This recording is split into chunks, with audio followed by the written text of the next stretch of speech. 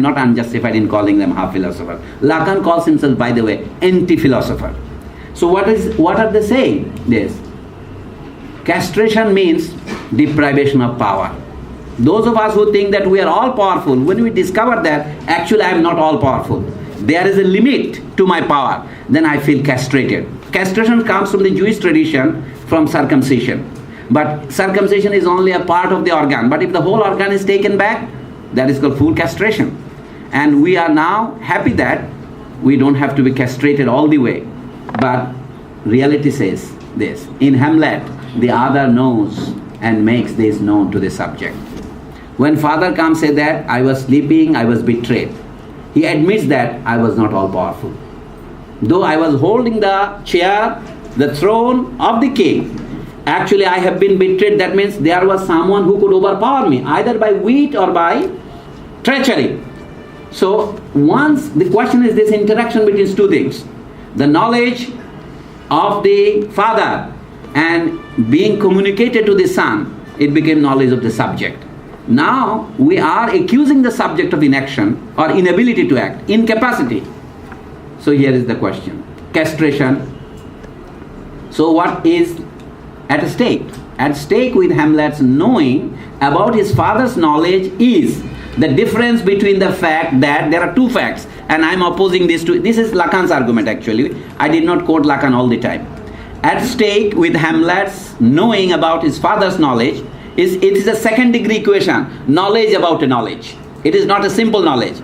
I know about the fact that my father knows. Then what is my problem? Two problems. Is the difference between the fact that the other doesn't exist. Father is dead, physically he does not exist. But father exists too much as a symbolic father in my reality. I bear his name, I am Hamlet Jr., I am Hamlet the Dane. So he says, between the fact that the other doesn't exist, what does it mean? Which is another way of saying that the other is subject to castration. If you can die, that's why Surah Ikhlas, all Muslims say, Allahu Ahad, Allahu Samad, Lam Yalid wa Lam Yulad, wa Lam Yakun lahu kufuwan ahad. There is none like him. He did not give birth to anybody. He is not born, therefore he doesn't die. That is the sign of beyond castration. But anybody who is a king cannot be a king because he dies. So what doesn't die? Only his position. Yes. But Roman Empire lasted about 1000 years, Mughal dynasty 350 years, all dynasties die. Then still the place of power doesn't die, at least after primitive communism. Whatever has happened, this is castration is our destiny, which is another way of saying that the other is subject to castration. The word destiny is translated into Bengali, you know, niyoti. That means whoever doesn't have a yoti. Yoti means in Bengali punctuation, a full stop, jyoti. So ni jyoti is niyoti. So it is your niyoti. That means there is no stopping of this repetition of the eternal cycle. This is what Mr. Gautam Buddha Siddhartha wanted to get rid of. This cycle of life is always recurring. Its eternal return has to be stopped somewhere. Unfortunately, this is not within our power. You cannot stop your river. So what happens? The other fact is there. On the one hand, you do not exist. On the other hand, the fact that the other nevertheless functions. That is, it has a palpable symbolic role and efficacy. I beg your pardon, my friends, some of the things are not very clear. What is symbolic role, what is function? But you have to take note of certain things so that we can return to them later. So let me first give you the view of the jungle, then we will cut the trees. It is this difference that get abolished in Hamlet. This is the nature of the tragedy. What difference between these two? The father is dead, but father's power remains on him. So these two facts and their non-existence together, non-coexistence, it is this difference that get abolished in Hamlet, leading to the breakdown of the symbolic other. So from other I will go to the order. This also remains a bit complex. This breakdown This breakdown of the symbolic other is thus related neither to the fact that the subject knows about the lack in the other. Lack means your incapacity. If there is a lack in you, then you are castrated. Lack means when you cut out a pound of flesh from Shylock, let us say, you want to create a hole there. and was you cut a hole into my heart. Usually people who fall in love, they say, oh, she cut a hole into a one-way street into my heart. That is, means that you are missing something. And all of us miss. The fact that the subject knows about the lack in the other. At this point, to make it concrete, think of the father as the other. And nor to the fact that the other himself knows about it. What is interesting is this. Now Hamlet knows that his father was lacking in something. He was lacking in, for example, adequate espionage and guards and security. His special security force was missing. So, what happened? He also knows it. And the other himself knows about it. But to the fact that the subject knows that the other knows. You see, this is a very abstract statement. The fact that the father lacks something and the father knows it, and that is also not the problem. The problem is that Hamlet knows that his father knows. Once this is communicated, this has become his obligation, but he cannot act. Let's go a little bit down. It is at this point that the knowledge in question can no longer remain unconscious. Now, what do we do when we take a patient in psychoanalytic couch? Freud and Lakan and everyone. We try to lift the veil of ignorance. We want to arouse the unconscious gradually to cure him. But here, in a violent way, the ghost comes and tells him. So this discovery in a violent form of the unconscious, it can no longer remain unconscious. Let us say, where is the unconscious? The unconscious is in a place.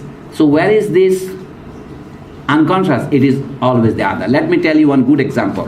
Where is the unconscious of the citizens of Bangladesh today? The Bengalis. It is always the other. It is the Americans, it is the British. That's why we know why I'm speaking to you in English here. One of my friends asked me the other day, why not in Bangla? I said, I am by order speaking in English. Yes, I'm ordered to say, কেমন আছেন? ভালো আছি। বলে ভালো থাকতে বলা হয়েছে। So likewise, this is called unconscious.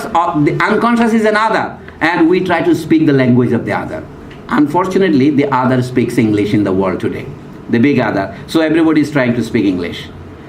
And that's why I say the unconscious is not in your heart or not in your pocket. It is always in front of you. This is the unconscious speaking. And I am a part of this machine, and you see this. That's why I say it is at this point that, what is that point? When the subject knows that the other knows, then it cannot remain unconscious. It became conscious. The Hamlet's tragedy begins with when his unconscious became conscious. And he could not live under the burden of that conscious knowledge. He could neither leave it alone, he could not live under it.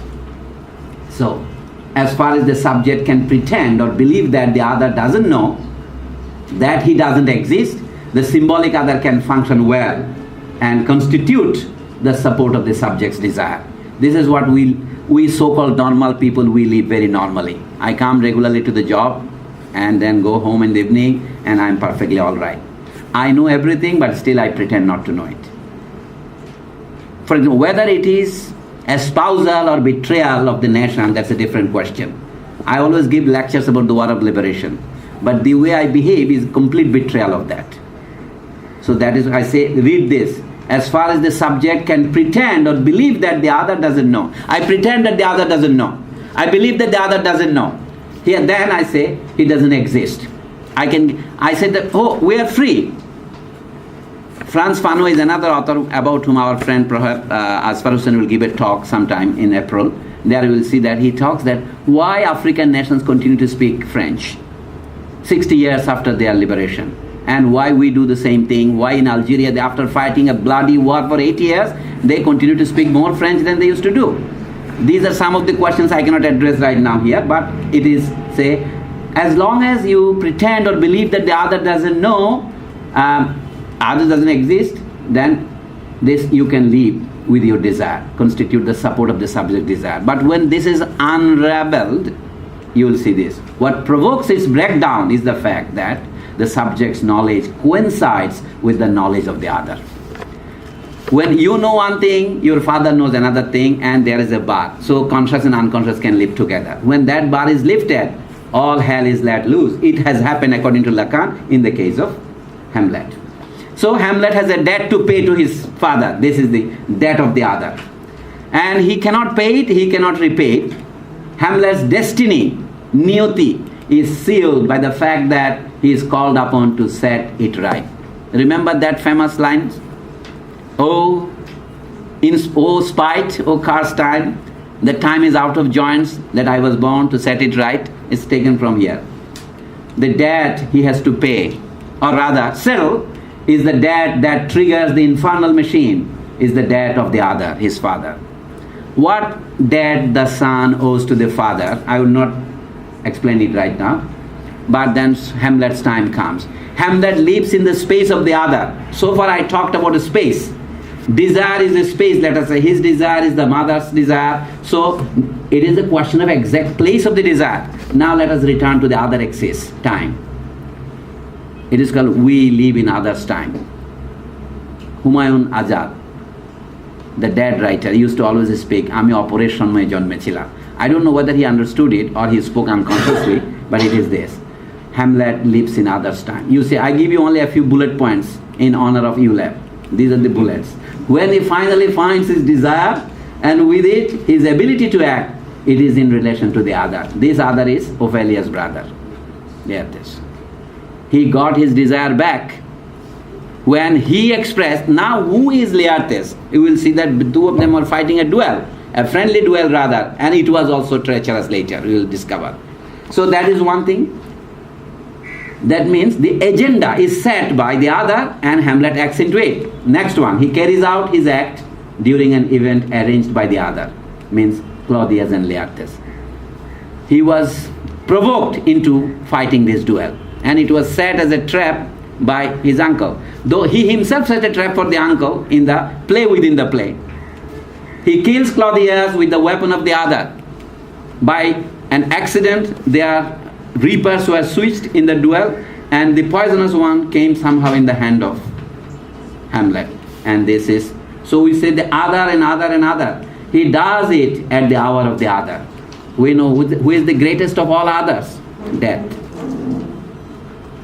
The hour of the death, when he is already mortally wounded. And he says it in so many words. So, what prompts Hamlet into action, how he regains his desire is here. What prompts Hamlet into action, and although indirectly, to the carrying out of his act, is what takes place in the scene of Ophelia's burial. We know that. This is one of his poems. I just quoted a few lines from Act 5, Scene 1, line 251 forward. What is he? Is referring to Laertes. What is he whose grief bears such an emphasis, whose phrase of sorrow conjures the wandering stars and makes them stand like wonder-wounded hearers? This is I, Hamlet, the Dane. He is now assuming his identity. That means after a mirror image, he gains back his. This is imaginary desire. Being born, he seems to have found his desire. Lakan says this. He seems to have found back his desire, doubtlessly only for a brief moment. This is from Lakan. Doubtlessly only for a brief moment, but a moment long enough for the play to end. He will face his death. An hour of death is perfectly, absolutely the hour of the other.